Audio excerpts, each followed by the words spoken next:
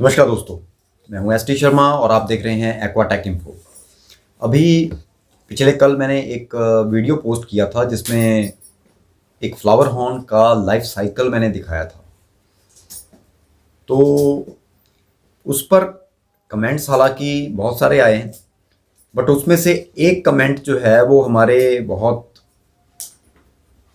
पुराने Telegram group के member भी हैं और सब्सक्राइबर भी हैं, संबित भाई।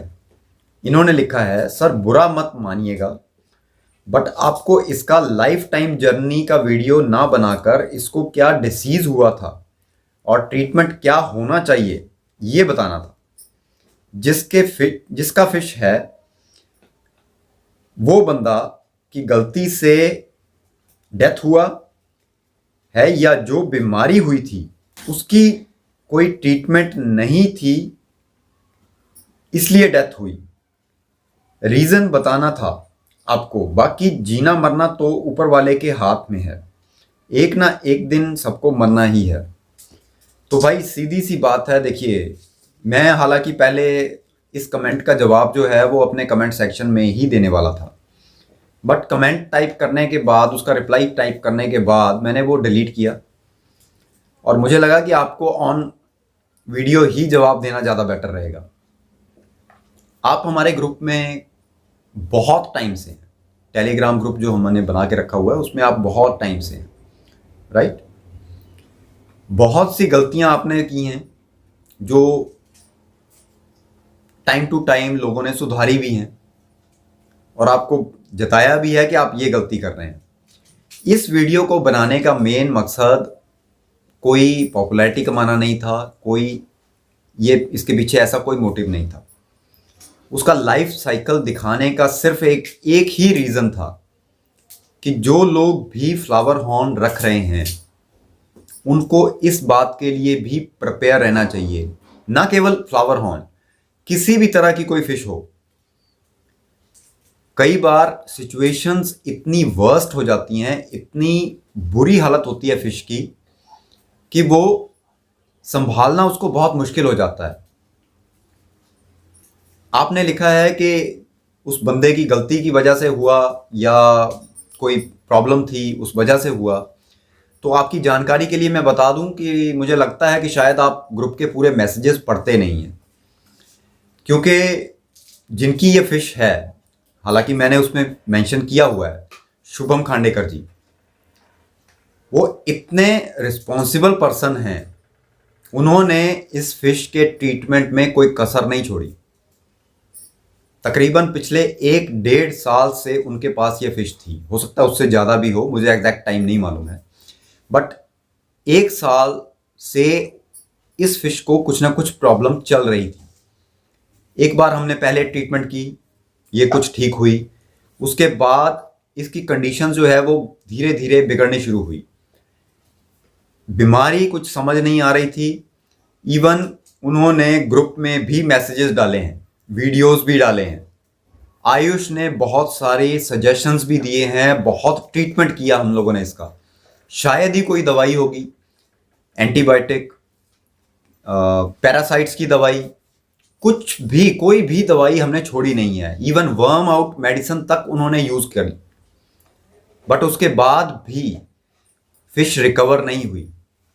सेम ऐसा केस, चलिए वो तो ये केस तो शुभम खांडेकर जी का है, मैं मानता हूं। चलो, आप लोग उनसे वाकिफ नहीं हो, बट मैंने उनके साथ पर्सनली इंटरेक्ट किया है तो मुझे मालूम है कि वो किस टाइप के इंसान हैं और किस तरह की वो फिश कीपिंग करते हैं, किस तरह से वो अपनी फिशेस को केयर करते हैं।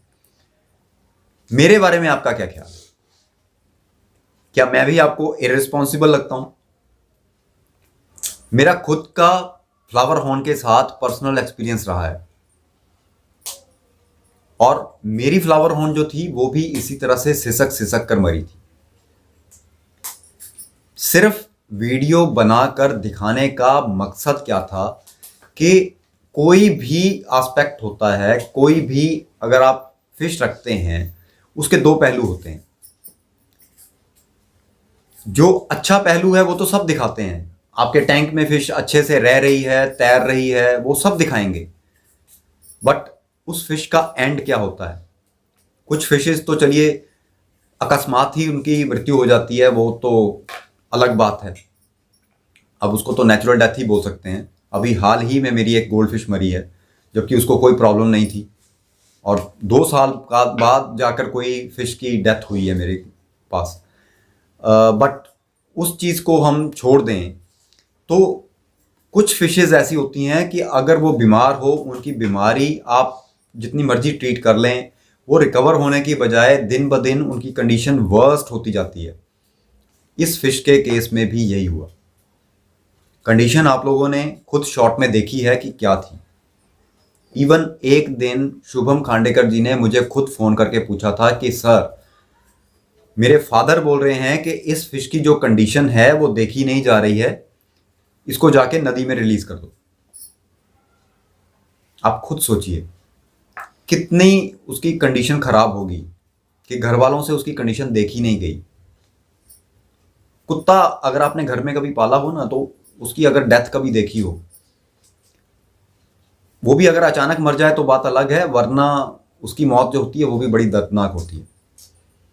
तो जिसने वो चीज एक्सपीरियंस की है वो इस दर्द को समझ सकता है, या जिसने फिश की डेथ इस ढंग से महसूस की हो और उसको झेला हो, वो इस चीज को समझ सकता है। उनको मैंने मना किया था कि देखो, आप लोगों ने इतने टाइम से इसको पाला है, तो लास्ट टाइम में जब आप उसको आपकी ज़रूरत है तो आप उसको नदी में छोड़ के कैसे आओगे? हालांकि शुभम जी का मन नहीं था, उन्होंने मना कर दिया, उन्होंने घर वालों को समझाया। अल्टीमेटली रिस्पॉन्स तो वो कुछ कर नहीं रही थी, सब लोग यही वेट कर रहे थे, इवन मैं भी यही वेट कर रहा था कि इसके अब प्राण छूट जाएं तो इसकी मुक्ति हो जाए तो अच्छा है, क्योंकि वो बहुत ज़्यादा तकलीफ़ में थी। अल्टीमेटली उनको उस टैंक पे चादर डालनी पड़ी ताकि घर के बाकी लोग जो हैं उसको ना देख सकें और उनको बुरा ना फील हो।